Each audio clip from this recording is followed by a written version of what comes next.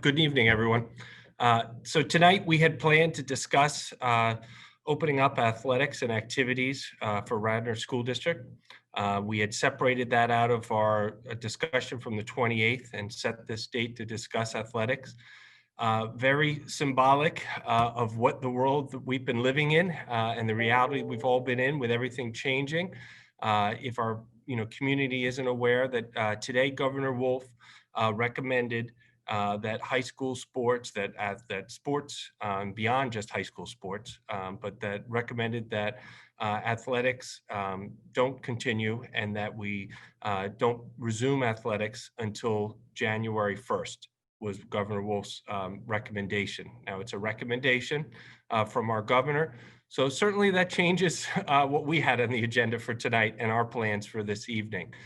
So we would still like to give an update on where we are with our voluntary practices. We do have a plan that we need to ratify because when we passed our health and safety plan for voluntary athletics and activities, when we passed it, we actually passed it before the governor's masking order came through.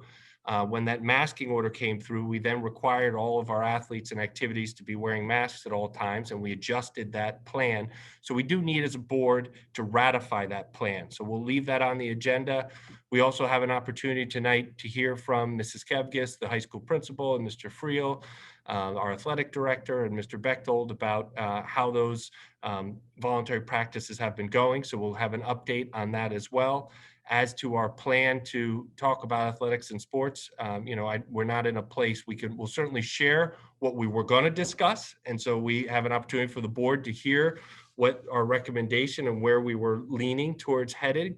But everything has changed now today with athletics, and we're going to have to take a few weeks possibly or a week to understand what it all means, based on the recommendation today, because we don't know exactly what it means and how it's all going to play out. So just, I thank everybody for their patience. When I started our meeting on the 28th, I talked about the fact that the one thing we all need to get comfortable with is change. Change is our new normal. I also talked about, having our students at that meeting. They talked about the school year and their excitement, and nothing breaks, my heart more.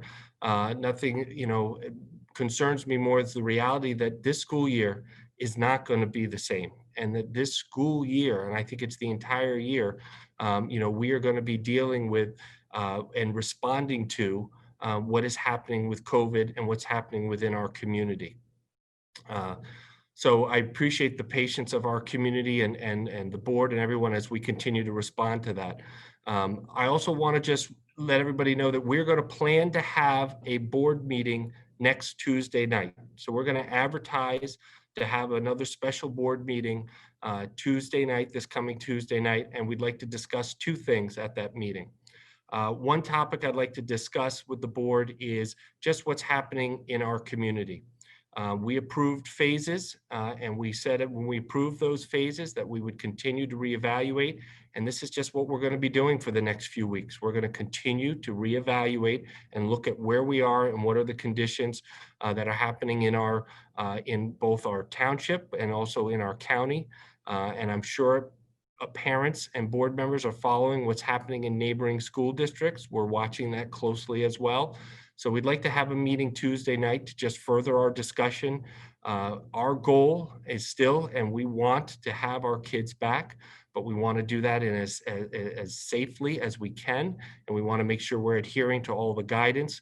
So we're going to continue to have this discussion, in the weeks coming. So we'll have a special board meeting to discuss that specifically. And I'd also like next Tuesday board, if we could, I'd like us to talk about our current health and safety plan that we did pass. We've been receiving many emails with just questions about our masking protocol and our face shield protocol. So if I could just for a moment, just clarify what our protocol is, but I also want to assure everyone that we are more than open to looking at that. Want to assure the board we're open to adjusting and looking at that and having a discussion.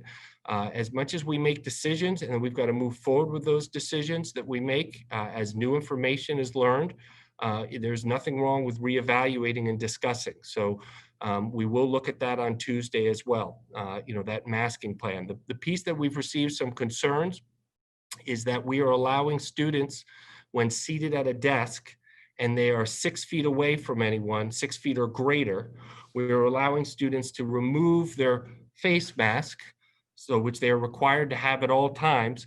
But if you're seated at a desk, you could remove your face mask, and you might not be able to see it with my background, and you could put on a face shield.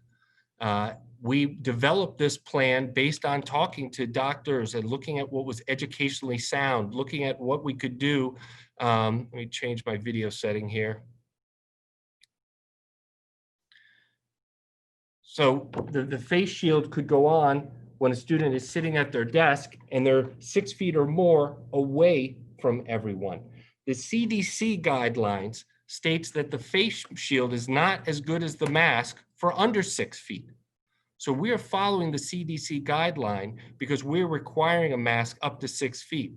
The CDC guideline, though, is about social distancing. And beyond 6 feet, in theory, you could take off your face shield.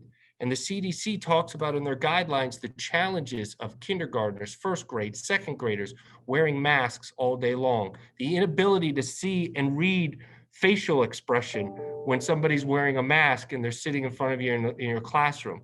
So we thought the opportunity with the shield at 6 feet or greater, when they would be allowed to take off their mask according to the CDC, we thought a face shield could be used as the covering, and then teachers and students could see and interact and could see their faces.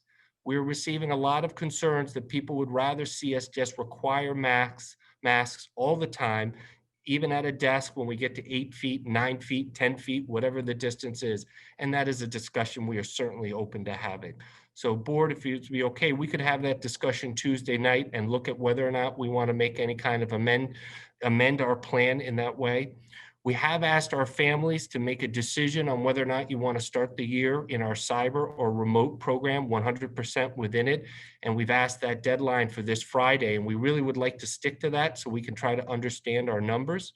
I understand that for some parents, this masking question, plays into your decision. By all means, if you change your mind, or if there's something that changes your mind after Friday, reach out to your principal and let us know. If you have questions between now and Friday, please reach out to your principal and talk to them. But I just want people to understand what was the rationale between why our recommendation is what it is. And even though there are concerns about the face shield, I've spoken to many in the medical community that thought the idea that once you're 6 feet and beyond, that the students would be wearing a face shield and that now facial expressions could be seen. Many thought that was a really good idea. So I wanted to just understand why we did what we did within that plan, but we are certainly open to that discussion, and we'll have that discussion on Tuesday as well. So tonight's agenda, as I said, is going to probably be abbreviated. Dare I say, we might actually have a shorter meeting, but let's see. And we have truly appreciated the public comment and the feedback, both from board members and from the public, to help guide us as we continue to in these uncertain times. Thank you.